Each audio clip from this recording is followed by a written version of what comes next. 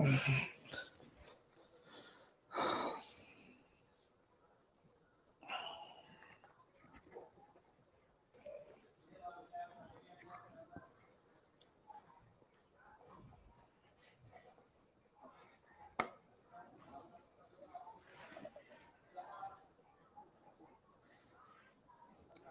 जी, good evening जी सभी को।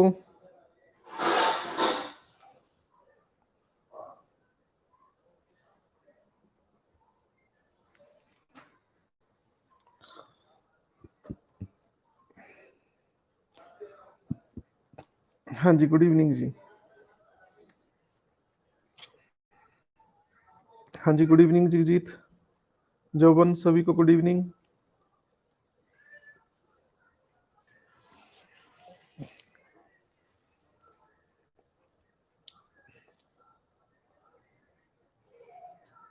हाँ जी, फाइन। आप सुनाओ बेटे, ठीक हो?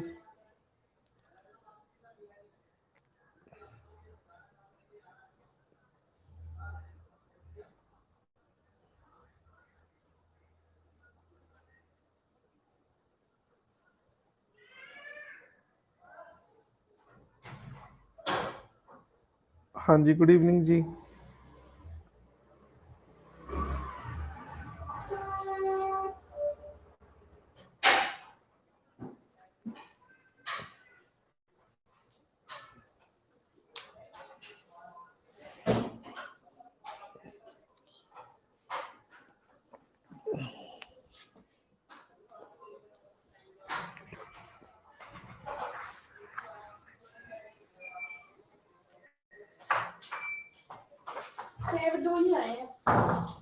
कोई गल नहीं, उत्ते रख दो, तेरी मम्मी नूं फड़ा दो। हाँ जी, praise the Lord. Jyotika,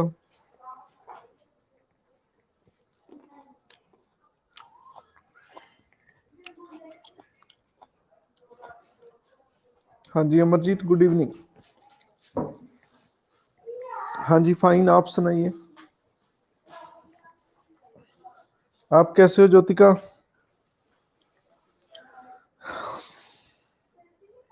okay, bless me also.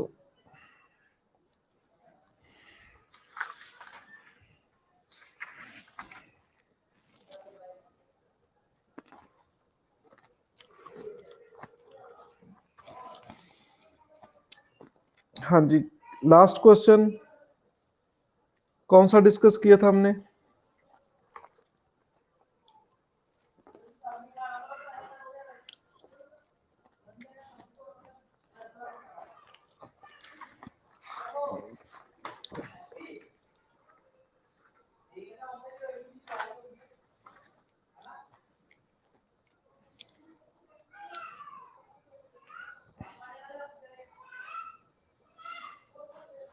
हाँ जी, 46 का आंसर क्या है?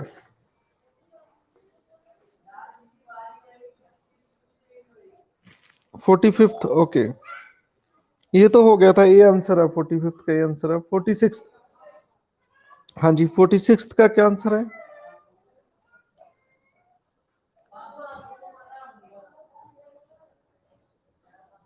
हाँ जी, 46।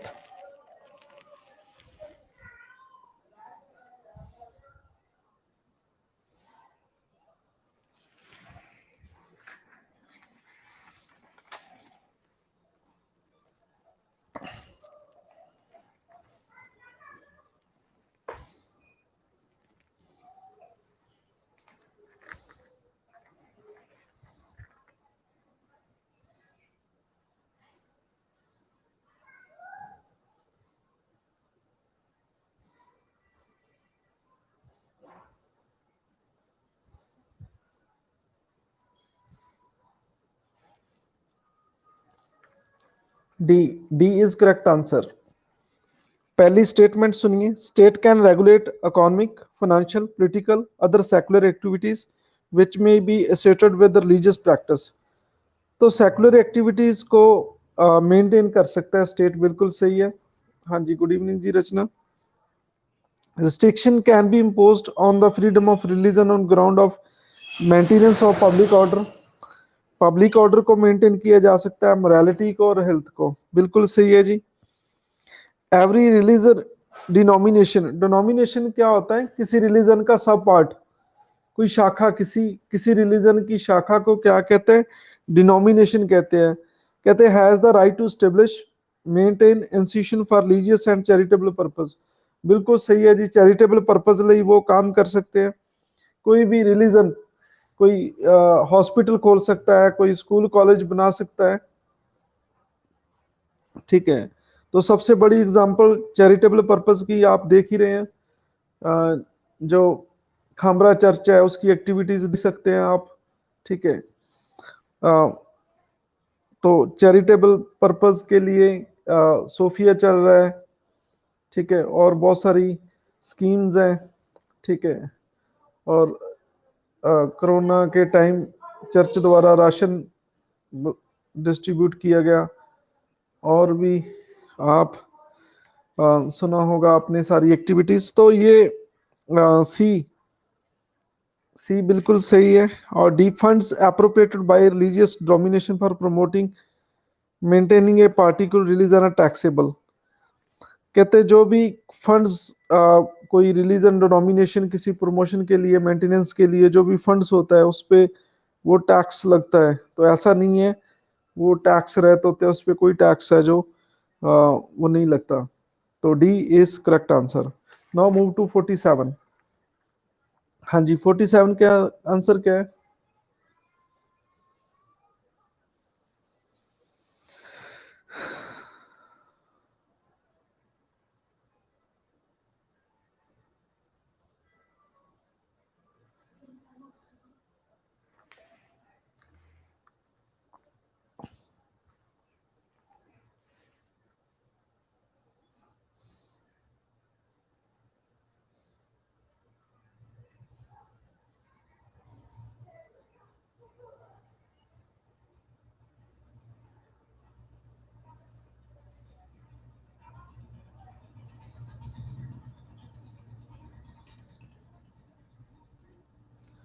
देखो 17 में तो अनटचेबिलिटी है, ठीक है, अनटचेबिलिटी है, ये मान के चलो आप 7 में तो अनटचेबिलिटी है।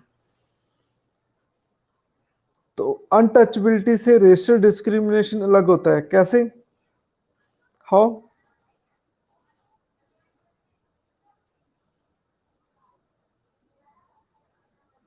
हाँ जी, प्रेज द लॉर्ड जी। हाँ जी, अनटचेबिलिटी से कैसे अलग होता है रेशियल डिस्क्रिमिनेशन?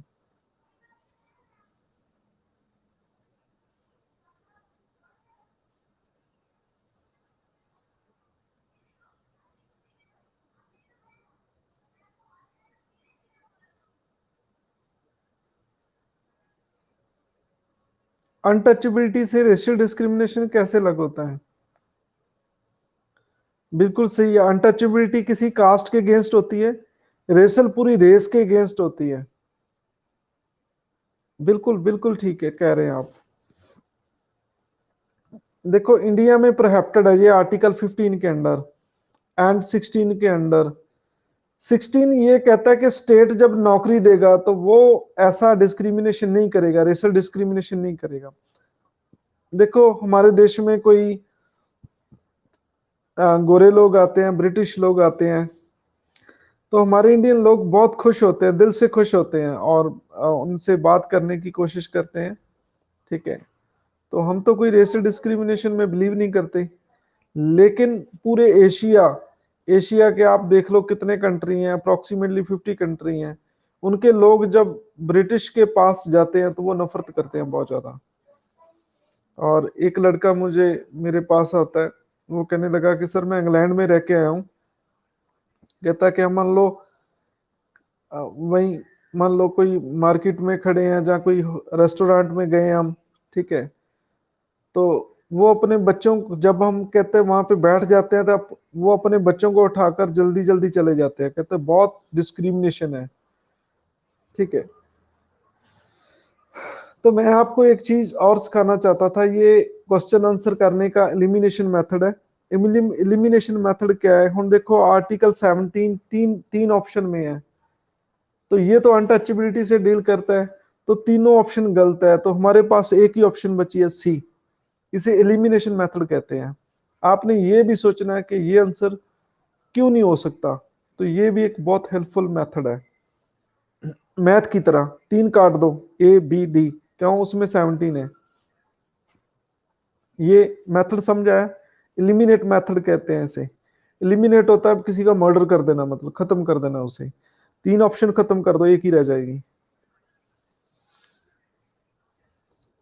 हाँ जी, नाउ क्वेश्चन नंबर 48। हाँ जी, 48 का देखे क्या आंसर है।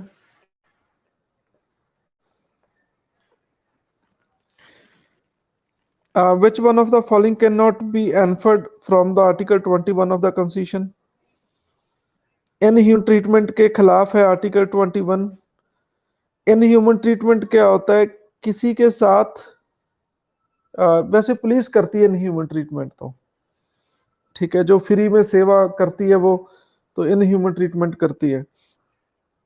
सॉलिटरी कन्फाइनमेंट, सॉलिटरी कन्फाइनमेंट क्या होता है कि एक व्यक्ति को एक कमरे में बंद कर दो, उसे कोई मिलना जुलना। आपने नेल्सन मंडेला का नाम सुना होगा, 27 ईयर वो सॉलिटरी कन्फाइनमेंट में रहते हैं। लेकिन हमारी आज की जेल बनी है कि कोई भी जेल जाएगा उसे एक बंद कमरे में नहीं रखा जाएगा, उसका दिल लगाने के लिए उसको एक ग्रुप में रखा जाएगा, 20-25 बंदों के ग्रुप में। तो वो रात को सोएगा भी उन 20 लोगों के साथ, ठीक है। और फुटबॉल खेलेगा, दिने वॉलीबॉल खेलेगा, बैडमिंटन खेलेगा, ठीक है। वो टीवी भी देख सकता है, स्क्रीन बनी होती है। वो कंटीन में भी जा सकता है, ठीक है, कंटीन में भी जा सकता है वो, ठीक है। अकेला नहीं रहेगा, उसका दिल रजाने के लिए हर तरह का चीज होगी। वहां पे स्टडी भी होती है, टीचर को भी बुलाया जाता है, ठीक है। उसने कॉन्स्टिट्यूशन सीखना है और सीखना है, पढ़ना है, तो उनकी स्टडी भी होती है, ठीक है।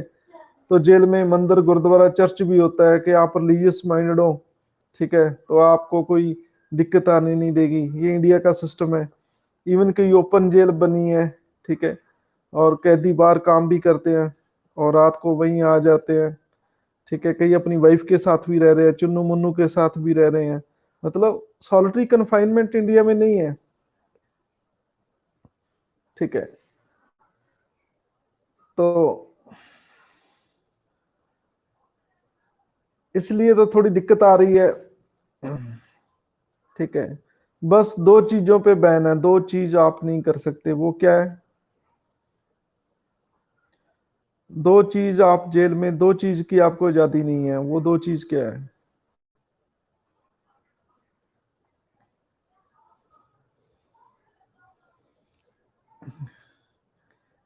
बिल्कुल सही आंसर आ रहा है।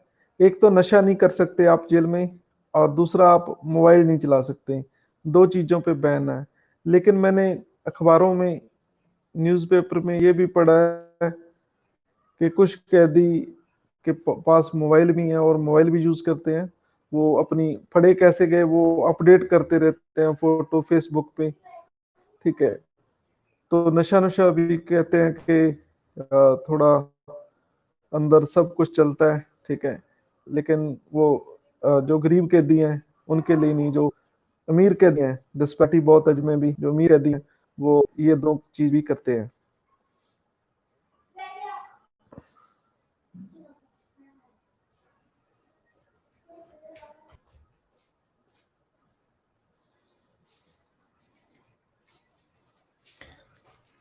हाँ जी, solitary confinement right against delay execution. तो जिसको मौत की सजा होनी है वो डिले कर दें, ये भी फंडामेंटल राइट के अगेंस्ट है, ठीक है। लेकिन 21 के तहत एसोसिएशन नहीं बना सकते। मेरा एक क्वेश्चन है, अरे भाई किसी को मौत की फांसी होनी है, वो डिले हो जाए 2-4 साल, तो क्या दिक्कत है, ये उसके फंडामेंटल राइट के अगेंस्ट क्यों है।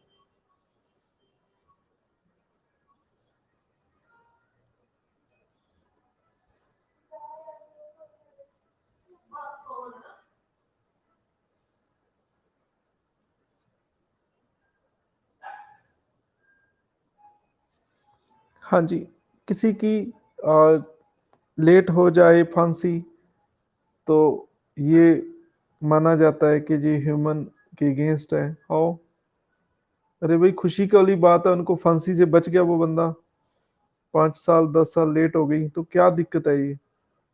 Delay execution. हाँ जी बोलो।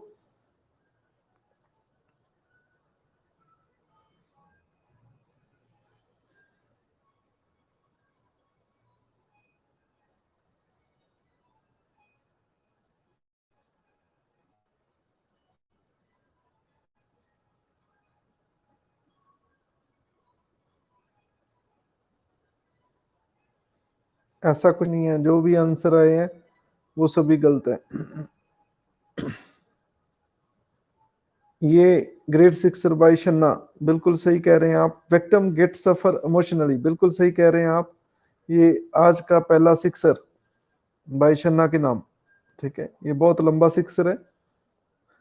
और शन्ना आपको बहुत बहुत ब्लेसिंग और मेरी तरफ से लड्डू मिलते हैं। विक्टिम गेट सफर इमोशनली,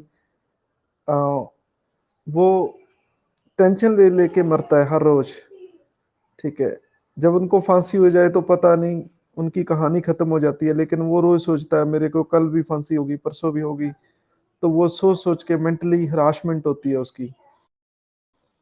ठीक है, ऐसा नहीं है कि उसकी डिले हो गया तो वो रोज रोज सोचता है कि पता नहीं किस दिन मौत आएगी, मौत आएगी, ये सोच सोच के वो मेंटली सफर करता है। ठीक है, तो ये शादी तो नहीं है कि रोज व्यक्ति दिन गिनेगा कि आज 10 दिन रह गए, फिर 9 दिन रह गए, तो खुशी खुशी से दिन को वो लाएगा। ऐसा तो नहीं है, ये फांसी है भाई। मेंटली सफर करेगा, रात को नींद नहीं आएगी। ठीक है, अ,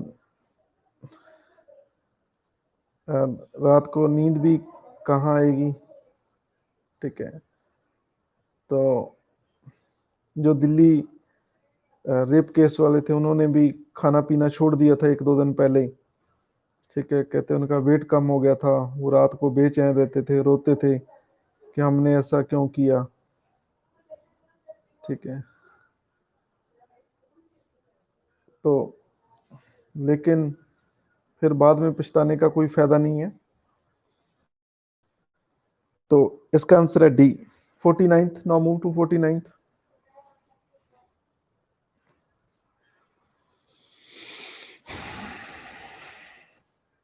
करेक्टली मैच कौन सा है?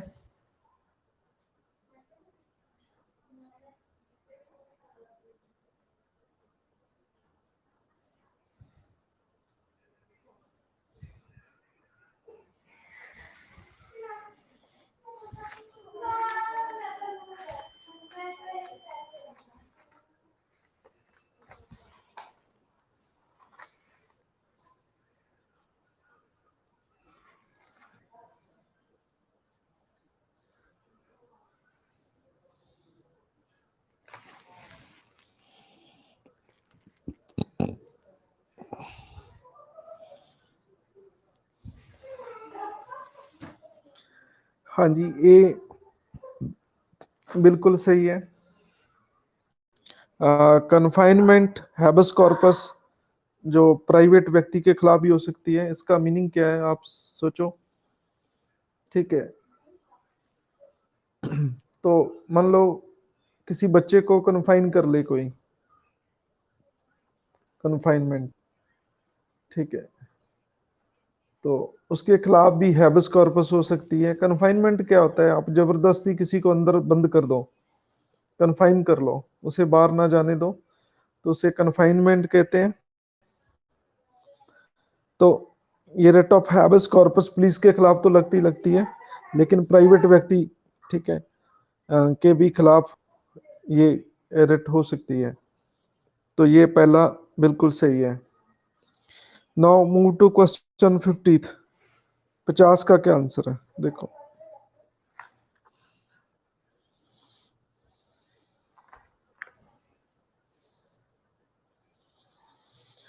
Education is fundamental right of every child between the age of 6 and 14 years।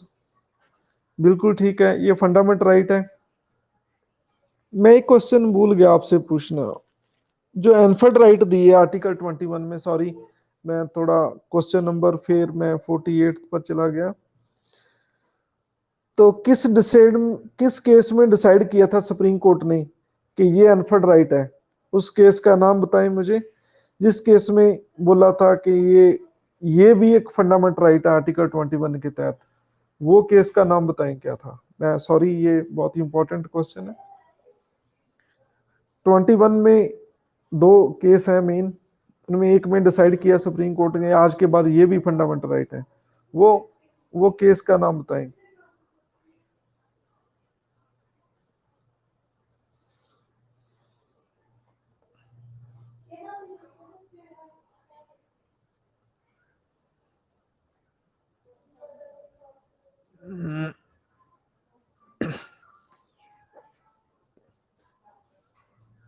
हाँ जी, अभी तक एक ही आंसर हमारे पास है, मोनी जैन केस। हाँ जी, कोई और? हाँ जी, कोई और? अरे भाई, फिर क्या रट्टे लगाए आपने फंडामेंटल राइट को।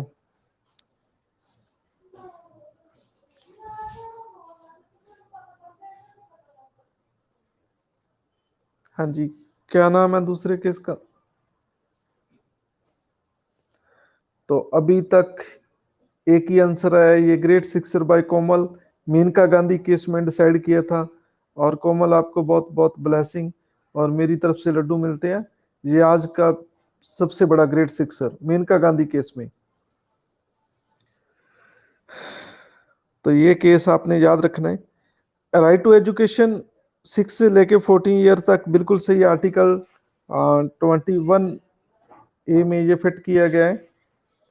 84th amendment act provide for right to education. तो ये 84th अमेंडमेंट नहीं थी, ये दूसरा गलत है। तो ये थी 86th अमेंडमेंट। मैंने ऐसे कैसे याद किया है? 8 और 6 का प्लस करें क्या हो जाएगा? 14। तो बच्चों को फ्री एजुकेशन किस क्लास तक, किस एज तक मिलती है? 14 तक। तो मैंने ऐसे याद किया है, मैं भी आप जैसे ही हूं, मैं कोई शक्तिमान नहीं हूं। 8 और 6 का प्लस करेंगे तो 14 आ जाएगा। ठीक है, तो इसका आंसर सी आ गया, ए ट्रू है और R is false. Now move to question number 51।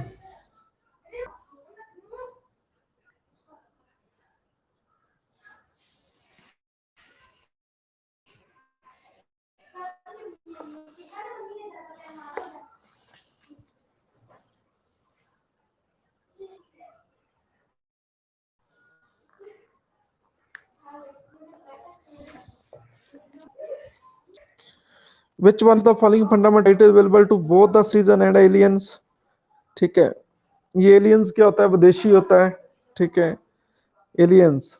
ठीक है, आपने ऋतिक रोशन की मूवी देखी होगी, कोई मिल गया। ठीक है, तो right to quality opportunity in public employment, देखो जॉब तो हम देते नहीं है, तो 16 भी नहीं, एलियन को 16 नहीं देते। 19 तो बिल्कुल नहीं हो सकता, अपने देश वाले यहाँ के यूनियन बनाए, ये ऐसा हो नहीं सकता। ठीक है, वो बोले हमारे देश के खिलाफ, ऐसा नहीं हो सकता। 19 तो मिलेगा। कल्चर एंड एजुकेशन राइट्स,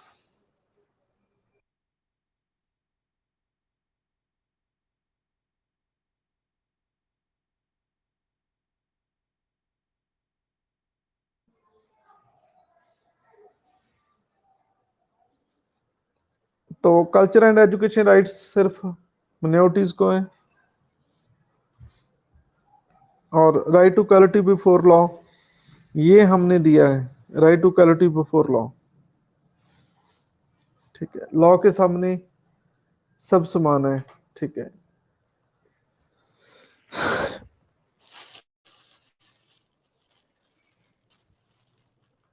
हाँ जी, मैंने आपको एक एग्जांपल दी थी, right to quality before law. एक मैंने केस बताया था आपको, वो केस कौन था जब मैंने फंडामेंटल राइट कराए थे आपको? ठीक है, मैंने एक प्रैक्टिकली आपको एक एग्जांपल दी थी,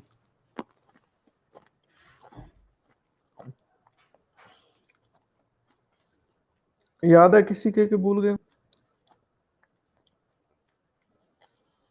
चलो मैं बताता हूँ। इटली का जहाज घूम रहा था केरला की साइड, ठीक है। उन्होंने, हमारे जो फिशरमैन थे उनको, वो थोड़ा ये समझ गए कि शायद ये डाकू लोग हैं, ठीक है। तो उन्होंने गोली मार दी हमारे केरला के फिशरमैन को, इटली वालों ने, ठीक है। तो वो हमें अरेस्ट कर लिए सारे बंदे, ठीक है। तो उनको क्वालिटी बिफोर लॉ, मतलब लॉ के सामने सब समान है। को ये नहीं फील किया गया कि ये इटली से है या इंडिया से है, मतलब जो भी लॉ की प्रोसेस है, प्रोसीजर है, वो सारा हमने अडॉप्ट किया।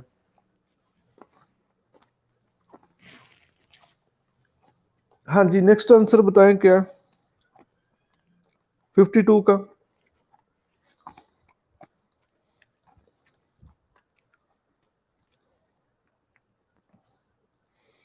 कहते इंडिया के कॉन्स्टिट्यूशन में कौन सा राइट नहीं है, freedom of conscience and right to practice and propagate religion, ये तो है।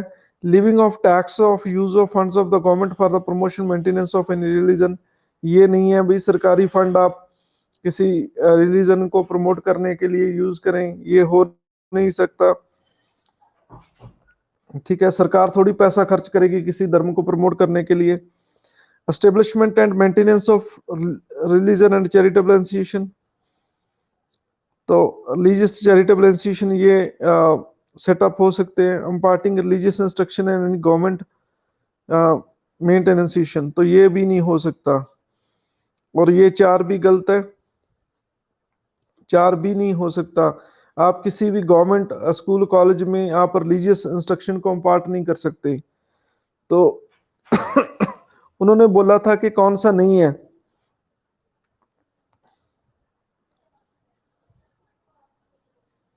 तो दूसरा नहीं है और चौथा नहीं है। दूसरा और चौथा नहीं है, डी आंसर आएगा, डी। दूसरा और चौथा नहीं है, डी आंसर आएगा, डी।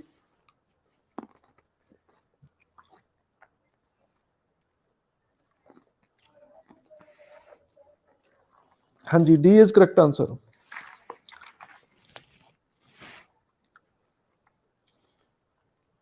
हाँ जी, 53 देखें, 53।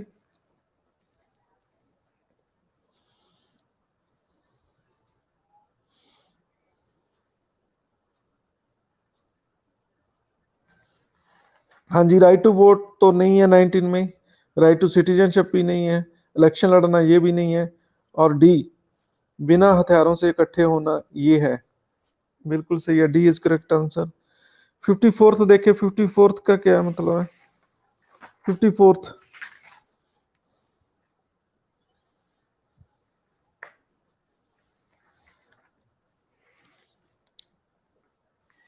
कहते Minerva mill versus union of India, article 31C as amended by the constitution 46 was head invalid. तो कहते 31C को अनवैलिड माना गया। Amendment of article 31C destroy the basic structure of the constitution, तो कहते हैं ये बेसिक स्ट्रक्चर के खिलाफ थी आर्टिकल 31C। तो ये क्या आंसर आ गया 54 का। हाँ जी। तो पहले ये बताइए कि 31C क्या कहता है, 31C। हाँ जी, बोलो आर्टिकल 31C क्या कहता है।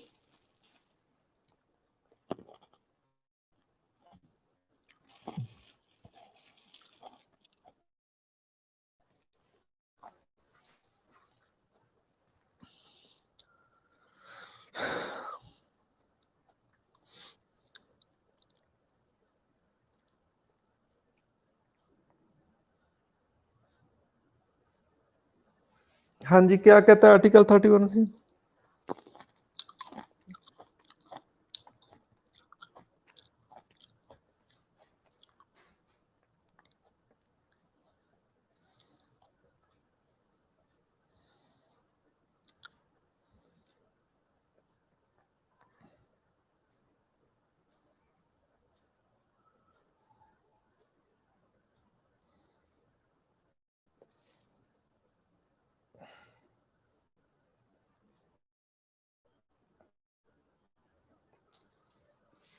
बिल्कुल सही कह रहे हैं आप। ये अंकित एंड ज्योतिका का बिल्कुल सही आंसर है। आप दोनों को बहुत बहुत ब्लेसिंग, और मेरी तरफ से लड्डू मिलते हैं। Fundamental right can't be word, Shivam ji, can't be word. हाँ, हाँ जी, कुछ ये दोनों कंट्रेरी थे, उनको बैलेंस बनाने के 31C ऐड किया गया। 31C क्या कहता है कि जब हम directive principle of state policy को इम्प्लीमेंट करेंगे तो वो फंडामेंटल राइट के अगेंस्ट नहीं समझा जाएगा। मिनरवा मिल केस में, हाँ जी, as amended by the constitution was held invalid, उन्होंने 31C को इनवैलिड बताया कि क्योंकि मिनरवा मिल केस था, इसमें जुडिशरी का रिव्यू को प्रमुखता दी गई। जुडिशरी का रिव्यू क्या होता है कि देखो, सुप्रीम कोर्ट के पास शक्ति है कि वो कोई भी लॉ को रद्द कर सकती है। ठीक है, तो उन्होंने 30C को गलत माना। ठीक है, वो कहते हैं कि 31C ने बेसिक स्ट्रक्चर को डिस्ट्रॉय कर दिया है। तो ये ए आंसर आएगा, दोनों सही है और इसकी एक्सप्लेनेशन भी सही है। कैसे, मैं एग्जांपल देता हूं आपको कैसे। जैसे directive principle of state policy में ये क्या आ गया कि स्टेट क्या करेगा, जो डिस्पैरिटी है, अमीर गरीब है, इनको खत्म करेगा डिस्पैरिटी को। लेकिन भाई फंडामेंटल राइट तो ये कहते थे जब देश आजाद हुआ और हमारा कॉन्स्टिट्यूशन बना, राइट टू प्रॉपर्टी था। तो ये तो फिर कॉन्ट्रेरी बात होगी ना। एक तरफ आप कह रहे हैं कि स्टेट एक गरीब अमीर की जो फर्क है उनको हटाएगा, और एक तरफ आप कह रहे हैं कि जितनी मर्जी की प्रॉपर्टी बना ले। फिर ये तो बात थोड़ी ना हुई। जो एक बंदा प्रॉपर्टी बनाएगा तो बाकी तो गरीब होंगे ही होंगे। ठीक है, तो ये 31C कहते बेसिक स्ट्रक्चर के अगेंस्ट था। तो मिनरल एमएल केस में उन्होंने 31C को गलत माना। तो ये दोनों सही है। हाँ जी, now move to question 55th।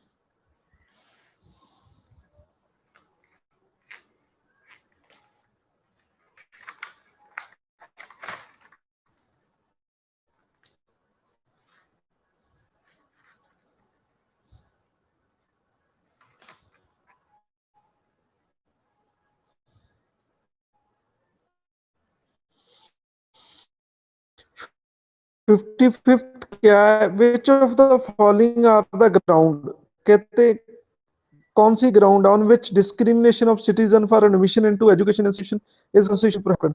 कहते हैं संविधान में ऐसा किसी से भी डिस्क्रिमिनेशन बंद क्या है। ठीक है, तो बंद किया कि ऐसे ऐसे ग्राउंड पे आप किसी बच्चे को एडमिशन के लिए मना नहीं कर सकते, आप डिस्क्रिमिनेशन नहीं कर सकते। एज को लेकर इंडिया में ऐसा नहीं है। ठीक है, मैं अभी भी पढ़ रहा हूँ। ठीक है, मैं 40 के नजदीक हूँ, मैं अभी भी पढ़ रहा हूँ। ऐसा डिस्क्रिमिनेशन मेरे साथ तो नहीं हुआ कि भाई आप इतनी एज के हो गए, आप क्यों पढ़ रहे हो। ठीक है, still my degree is going on, MA philosophy, और मेरा लास्ट सेमेस्टर एमए फिलोसफी का। ठीक है, तो भाई मेरे साथ तो ऐसा कुछ मुझे किसी ने नहीं बोला। आज मैं यूनिवर्सिटी भी जाके आया, बहुत खुश हुए वो। ठीक है, कहते भाई, कहते सर आपने इतनी डिग्रियां कर रखी हैं। मैंने उनको बोला ये तो एम ही है। ठीक है, तो एम ए का मतलब क्या होता है, एम ए। ठीक है, वैसे ही। ठीक है, तो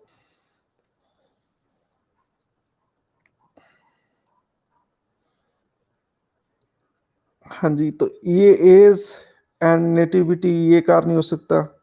sex and place of birth ये नहीं हो सकता। देखो यूनिवर्सिटी में अफ्रीका के बच्चे भी पढ़ रहे हैं। ठीक है, हाँ जी, यूनिवर्सिटी ने मुझे सम्मानित किया है, वाइस चांसलर साहब ने। ये मेरी 9th डिग्री है। ठीक है, नाइन्थ डिग्री है मेरी, ninth major degree. Ninth major degree आप जानते होंगे, आफ्टर ग्रेजुएशन मतलब नाइन्थ मेजर डिग्री। ग्रेजुएशन से बड़ी डिग्री को मेजर डिग्री कहते हैं, and my ninth degree is going on.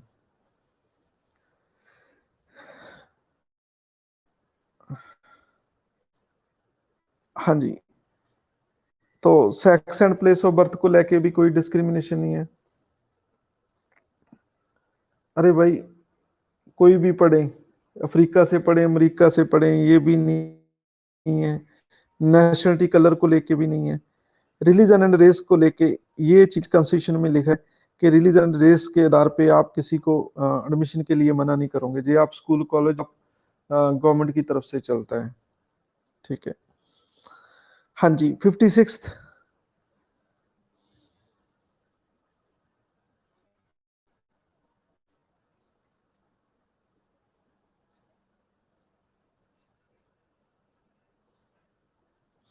Which one of the following is correct association?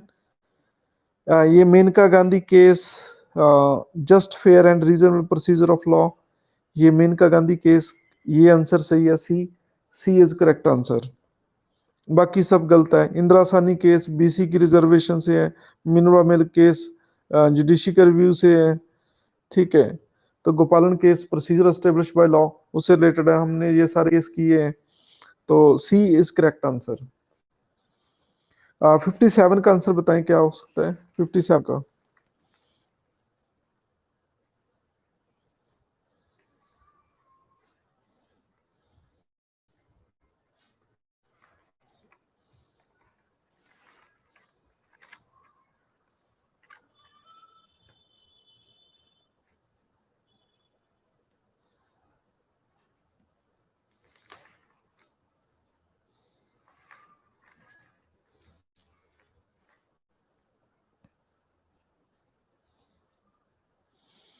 हाँ जी, 57 का ए आंसर है। और 57 के आंसर है कि दोषी व्यक्ति उनको nature and cause of acquisition, जो उन पे दोष लगे उसका कारण और नेचर, क्या नेचर है उनको वो बताना चाहिए। रीजन क्यों कि उनके खिलाफ कोई चार्ज गलत लगे हैं तो वो उनको क्वैश भी करा सकता है। क्वैश का मतलब होता है वो डिलीट भी करा सकता है। ठीक है। तो ये आंसर है, बिल्कुल इसकी एक्सप्लेनेशन देता है। जो मेरे को पता ही नहीं है मेरे पे क्या दोष लगे हैं तो मैं उनको क्या क्वैश कराऊंगा। ठीक है। तो क्वैश की पावर किसके पास होती है, मेरा एक क्वेश्चन है जनरली। क्वैश की पावर किसके पास होती है?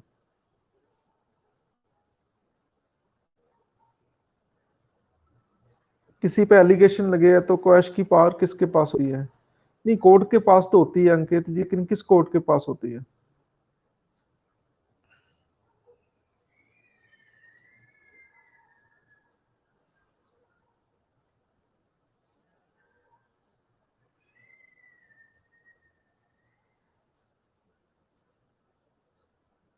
इस पे फंसेंगे आप भी, क्योंकि ये बुक में नहीं लिखा। तो ये ग्रेट सिक्सर बाय ज्योति का आज का सबसे बड़ा सिक्सर बाय ज्योति का सारा Rubika, high court has the power to quash the allegation. बिल्कुल सही कह रहे हैं। आप सभी को बहुत बहुत ब्लेसिंग और मेरी तरफ से लड्डू मिलते हैं। लेकिन इसके दो केस हैं, आप समझ लीजिए अच्छी तरह। हमने लॉ में ऐसी चीजें पढ़ी हैं। मान लो प्लीज, मान लो ए बी की रिपेयर करता है। ए हस्बैंड है और बी वाइफ है। हाँ जी, रिपेयर तो आप समझते ही होंगे। ठीक है। हाँ जी, फ्री में सेवा। ठीक है, मैंने आपसे ही सीखा है, मुझे नहीं पता इतने। ठीक है। मान लो ए के खिलाफ डोमेस्टिक वायलेंस एक्ट 2005 ये चार्ज लगा और मार पिटने का 323, 24 और 25 और 26। ठीक है, काफी सेक्शन पुलिस ने लगा दी और डॉरी भी लगा दिया। डॉरी भी, दहेज भी मांगता है ये। ठीक है। जज को ऐसा लगता है कि ये डॉरी वाला केस नहीं है। ठीक है। तो वो इनको क्वैश कर सकता है कि देखो आप डाउरी नहीं बनती, जब वो ट्रायल चलेगा तो वो कोई एक दो सेक्शन तरस खा के, ठीक है, तो एक दो जो सेक्शंस है वो हटा सकता है, क्वैश कर सकता है। लेकिन हाई कोर्ट वाला केस क्या है, वो सोचो, जब सजा हो गई, पूरी पूरी सजा, ठीक है, सजा होगी, सजा मिल गई, सजा को क्वैश कराना है तो वो हाई कोर्ट ही करेगा। ट्रायल में जज कुछ एक दो सेक्शन हटा देता है। हाँ जी बोलो, ये चीज समझाई या नहीं? हाँ जी, ये चीज क्लियर है?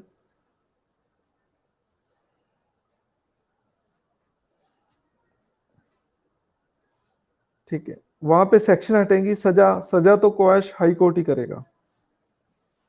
ठीक है, ये चीज है।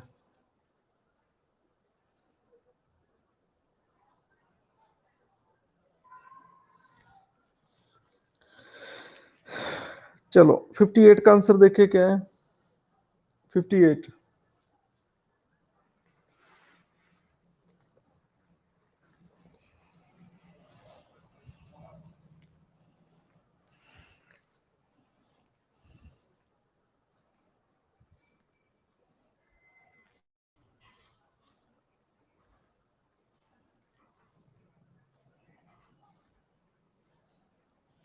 तो ये मैच करना है, 58 में क्या आंसर आएगा?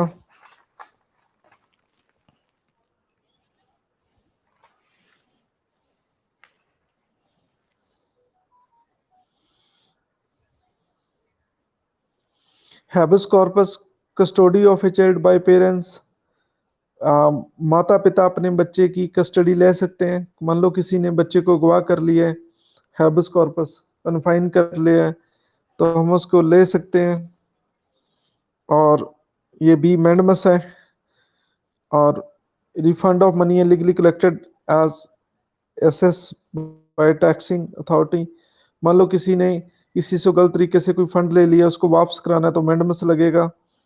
और क्यू वारंटो पता होता है आपको, अपॉइंटमेंट ऑफ यूनिवर्सिटी टीचर, कोई गलत बंदा अपॉइंट हो गया यूनिवर्सिटी में टीचर लेकिन वो बनता नहीं है। और शर्शरी, वायलेशन ऑफ नेचुरल जस्टिस, ठीक है, जहाँ पे नेचुरल जस्टिस हुआ है तो वहां पे शर्शरी आएगी। तो इसका आंसर क्या आ गया? बी। ठीक है, B for bat. 59, right to life emanates from. जी 59 का आंसर क्या आएगा? Article 21, right to life emanates from article 21 and does not include right to die. Right to die नहीं है इंडिया में, राइट टू डाई नहीं है। आपने एक नर्स वाला केस सुना होगा, क्या नाम था उस नर्स का, जो काफी साल कोमा में रही और उनके माता पिता ने मांगा था कि, क्या कहते हैं उसे, ठीक है, कि हम इसको मारना चाहते हैं क्योंकि बहुत ये सदमे में है। इथनीशिया, बिल्कुल सही कह रहे हैं, ये ग्रेट सिक्सर बाय संजय। और संजय आपको बहुत बहुत ब्लेसिंग, और मेरी तरफ से लड्डू मिलते हैं। लेकिन सुप्रीम कोर्ट ने कहा अब नहीं भाई, आप किसी की लाइफ नहीं ले सकते। वो कहते मरीज पेशेंट दुखी है, शायद शबनम वाला केस था, एक नर्स थी, ठीक है, तो उसके साथ कोई रेप हुआ, तो उसके बाद वो कोमा में चली गई थी, 30 के 40 साल वो कोमे में रही। तो वो केस बहुत फेमस है। तो इस करके आंसर आएगा D. Article 21 does not include right to die. Right to die का सी पास राइट नहीं है। Now move to question number 60। 60 का आंसर क्या आएगा?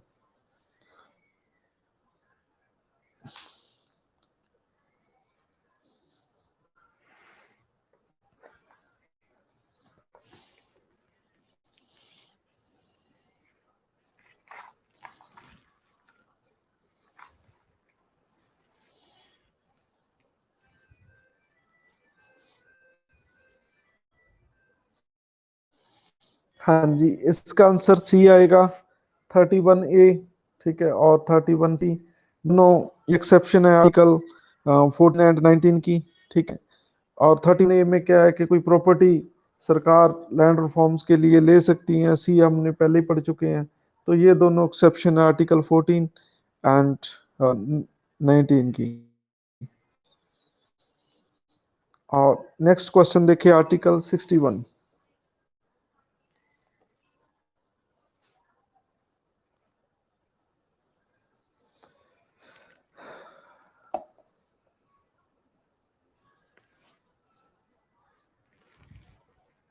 हाँ जी, क्वेश्चन नंबर 61।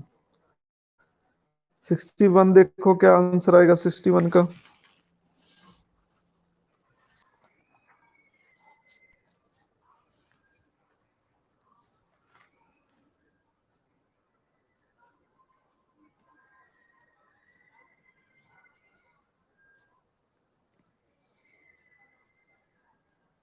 शायद पहले भी हम कर चुके हैं।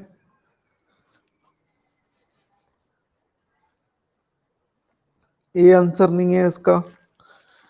ठीक है, तो आर्टिकल 14 ये कहता है कि सभी लॉ बराबर लागू होंगे, तो डी आंसर है।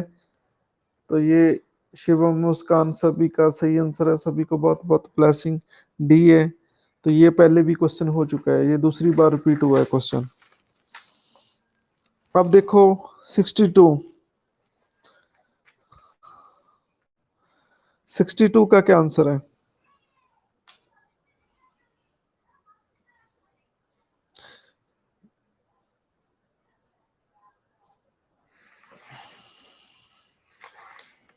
सिक्सटी टू में कहते हैं स्पेशल ट्रीटमेंट किन किन को है। ठीक है, तो हाँ जी, वीमेन एंड चिल्ड्रन को है, शेड्यूल्ड ट्राइब्स को है, सोशली बैकवर्ड क्लासेस को है, इकोनॉमिकली बैकवर्ड क्लासेस को नहीं है। ठीक है, तो डी नहीं है इसका, थ्री है।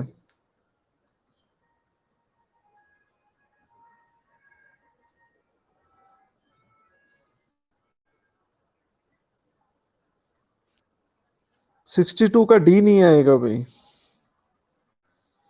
जो हमारी रिजर्वेशन है, ठीक है, वो इकोनॉमिकली बैकवर्ड क्लास मेंशन नहीं किया वहां पे। सोशली एंड एजुकेशनली उन्होंने वर्ड एक यूज किया है, सोशली एंड एजुकेशनल।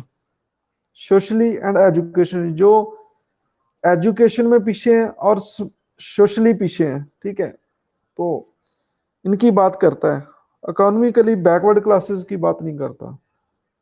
ठीक है, अरे भाई मैं देसी लैंग्वेज में बताऊं, जो हमारे रिजर्वेशन है, ठीक है, वो आर्थिक आधार पे नहीं है, आर्थिक आधार पे नहीं है, not based on economic matter. ये चीज समझाई। जे इकोनॉमिक मैटर पे होती तो फिर सभी सभी लोग आ जाते, सभी ऑल आ जाते, उसमें ब्राह्मण भी आ जाते। ठीक है, मतलब जो भी अपर कास्ट है सब सभी सभी उसमें आ जाते, ये इकोनॉमिकली होती तो। ठीक है, मोदी जी ने जरूर अमेंडमेंट नंबर 104 में इकोनॉमिकली वीकर सेक्शन डाला है, लेकिन 15 में ऐसा कुछ वीकर सेक्शन पाया, उन्होंने बैकवर्ड क्लासेस नहीं पाया, तो ये पूरा गलत है थर्ड। ठीक है, 15 16 एंड हुए हैं, 104 में अमेंडमेंट में लास्ट अमेंडमेंट है जो, लेकिन वहां पे उन्होंने लिखा है इकोनॉमिकली वीकर सेक्शन, लिखा है weaker section, not backward classes. ठीक है, तो अब कह सकते हैं ये अमेंडमेंट के बाद अब कह सकते हैं कि आर्थिकता के आधार पे रिजर्वेशन है। ये इस अमेंडमेंट के बाद हम कह सकते हैं, पहले हम बिल्कुल नहीं कहते थे। ठीक है, बहुत बच्चे मेरे से क्वेश्चन पूछते कि सर इसकी क्या ग्राउंड है। ठीक है, तो यहाँ ग्राउंड ही पूछिए कि रिजर्वेशन की ग्राउंड क्या है एक्चुअली। हाँ जी बोलो, ये चीज सभी को क्लियर है कि अभी नहीं क्लियर? किसी को कोई डाउट हो तो मुझे बताएं।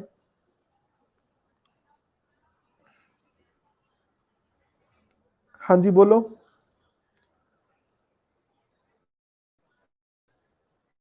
हाँ जी, सभी को क्लियर है ये?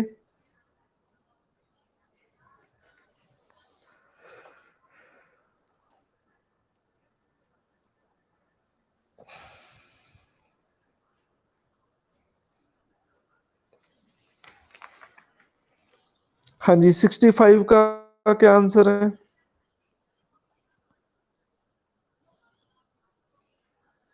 हाँ जी, 65 का आंसर क्या है?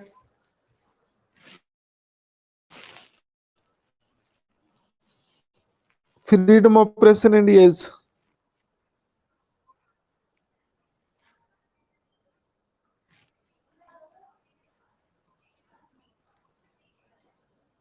ओके सॉरी 63 तो रह ही गया। Quo warranto is only powerful instrument safeguarding against the usurpation of public office. High Court and issue mandamus to compel a court or judicial tribunal to exercise its jurisdiction. Only one 63 का ये आएगा, बिल्कुल सही है। 64 का 64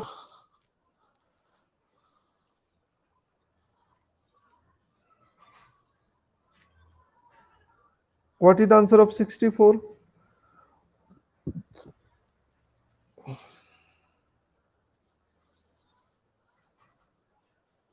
हाँ जी 64 का answer क्या आएगा?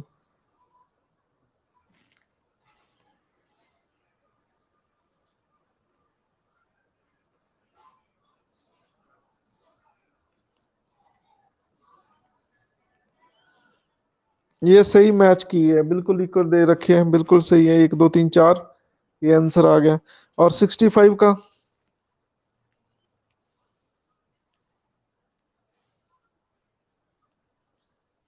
65 का सी आंसर आएगा। सी डायरेक्ट नहीं मेंशन किया, right of freedom of speech and expression में है ये। और 65 का सी। हाँ जी 66 का क्या आंसर आएगा? 66 का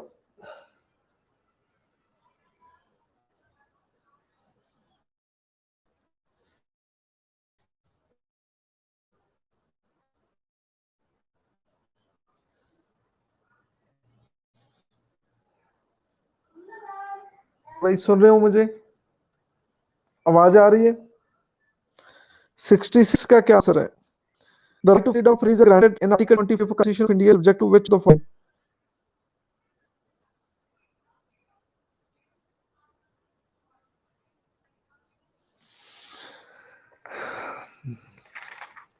हाँ जी 66 का क्या आंसर आएगा?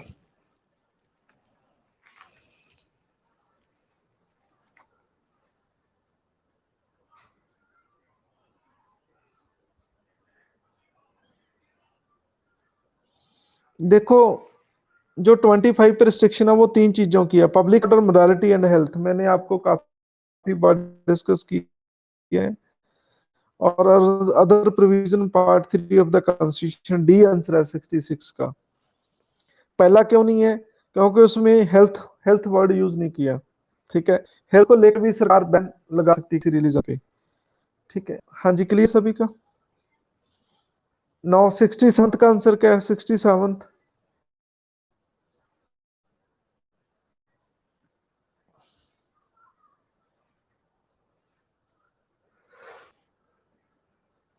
हाँ जी 67 का आंसर क्या है?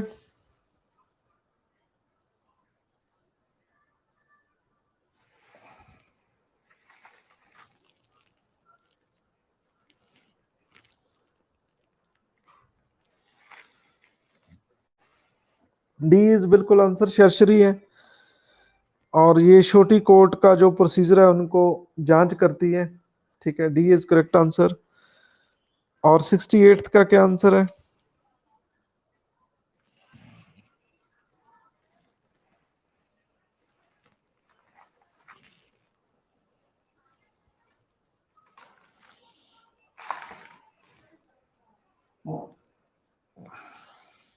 हाँ जी 21 ए उन्होंने free and compulsory education for children between age of 6 and 14, बिल्कुल सही है, सी आंसर है। 69 का कौन सा आर्टिकल ऑटोमेटिक खत्म हो जाता है? B is correct answer. B is correct answer. Article 19 19 पे ऑटो कट लगता है। चलो हम सारे क्वेश्चन पूरे करेंगे, बहुत आज का काम इतना ही।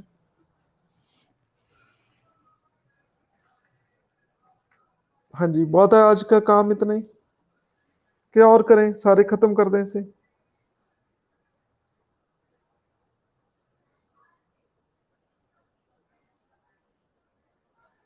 चलो बाकी फिर कल करेंगे, ठीक है। चलो ठीक है जी, गुड नाइट।